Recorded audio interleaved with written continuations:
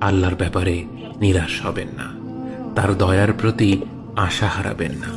যখন কোনো বান্দার জন্য দুনিয়া সংকীর্ণ হয়ে আসে, বিশেষ করে যখন আপনাকে মানুষ পরিত্যাগ করে, এবং বিশেষ করে এমন কেউ যার উপর আপনি আস্থা রাখতেন কিন্তু সে আপনাকে নিরাশ করেছে, আপনি আল্লাহর পরে তার উপরে আশা রাখতেন অথচ সে আপনাকে লাঞ্ছিত করেছে, সেই সময় জেনে রাখবেন যে আল্লাহ চাচ্ছেন আপনি তার শরণাপন্ন হন। এই পৃথিবীর সবচেয়ে সুখী মানুষ হচ্ছে সে যে আল্লাহর দিকে তার মুখ ফেরায়। এই পৃথিবীর সবচেয়ে সুখী মানুষ সে যে আল্লাহর কাছে তার হৃদয় সমর্পণ করে।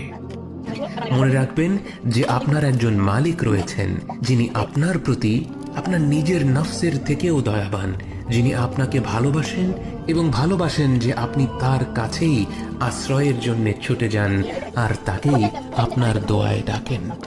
জেনে রাখবেন যে একমাত্র আল্লাহর প্রতি দৃঢ় বিশ্বাসী আপনার জীবনের সংকীর্ণতা দূর করে প্রাচুর্য এনে দিতে পারে।